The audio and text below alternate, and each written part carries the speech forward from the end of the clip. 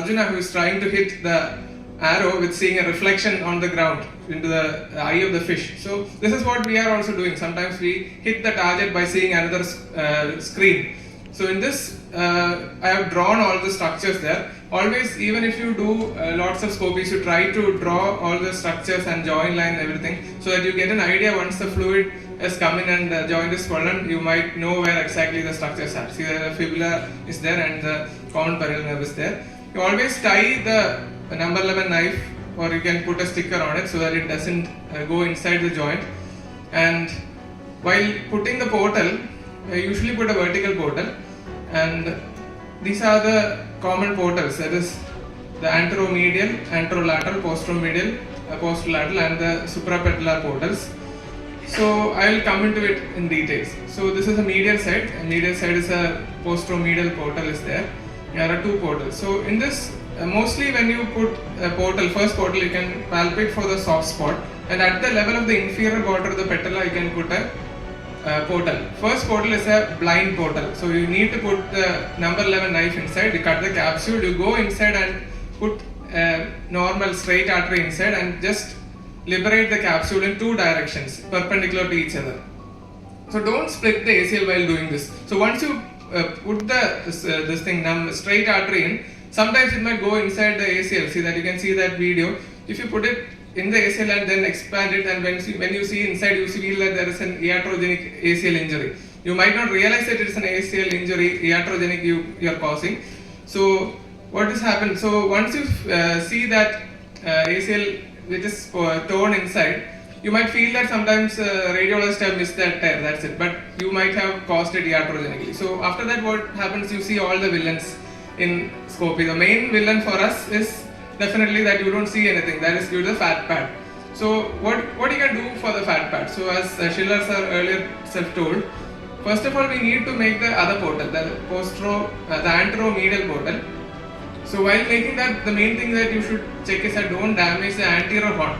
So if you put the number 11 knife directly and cut the anterior horn, it might cause a radial tear.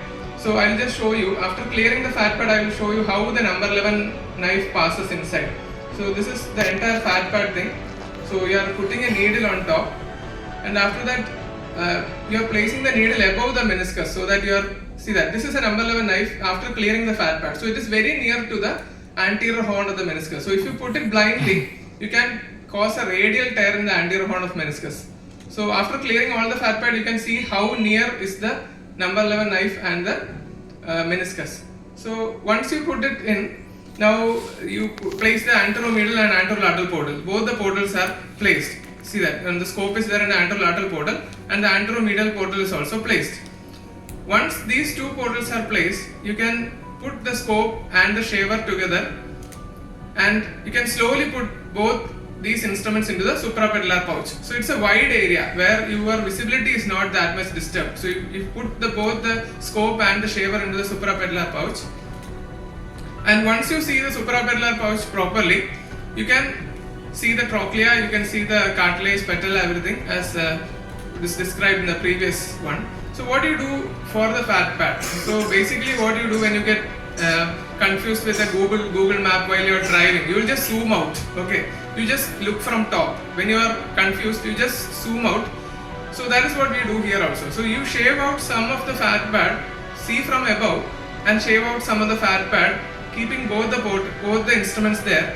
And once you shave out the fat pad, you can clearly see the notch there. You can see that the notch is there. So the fat pad is cleared out. Not much of it, a bit of fat pad is cleared out, and now you can see the notch clearly. And once you see the notch, you ask your assistant to slowly flex the joint, keeping these two instruments and just keeping it into the joint.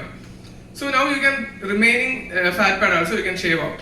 Now you can clearly see the joint inside, and you can take out the ACL stump there. The stump is remaining there, that is all taken out. The PCL is seen there.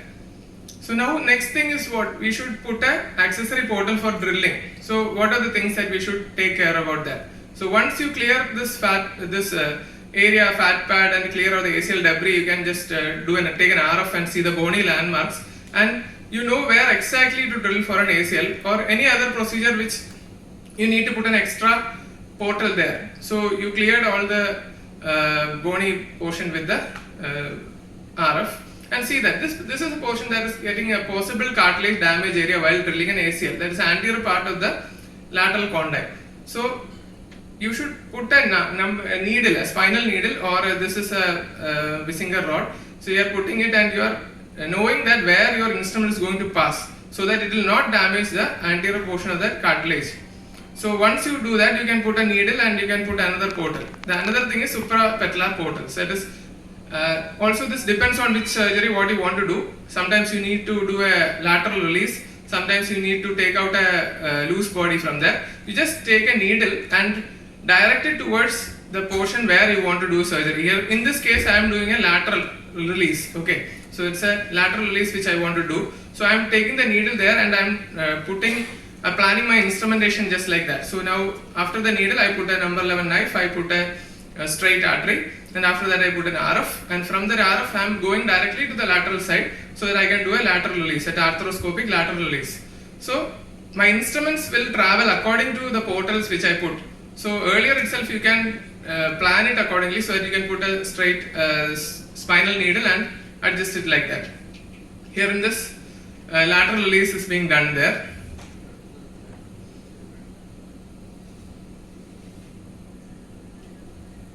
And you can see all the other structures as earlier described.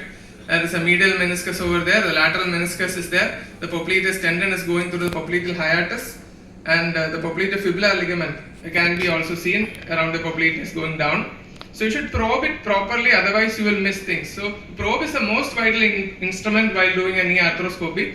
If you don't probe it, you will definitely miss it. This is a ramp lesion. See that in this a posteromedial portal is being put, and the ramp, that is the meniscocapsular junction, is being elevated like that, and it is seen there. So normally in this case there is no ramp, but all the ramps can't be seen just by looking into it. You should probe and you should elevate it, because some structures might not be visible easily, so you might need to probe for it. So this here, in this you can see a ramp. See that the probe, there is a tear in the meniscocapsular junction over there. It's a probing there, and there is a ramp lesion that is visible. So these are the other type of meniscal tears which can be seen. So lateral meniscus is a horizontal type of tear.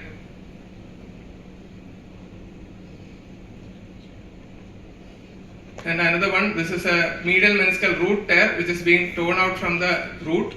And here we are trying to repair it by putting a drill underneath, and the pin is coming down from the root. See, that's a root.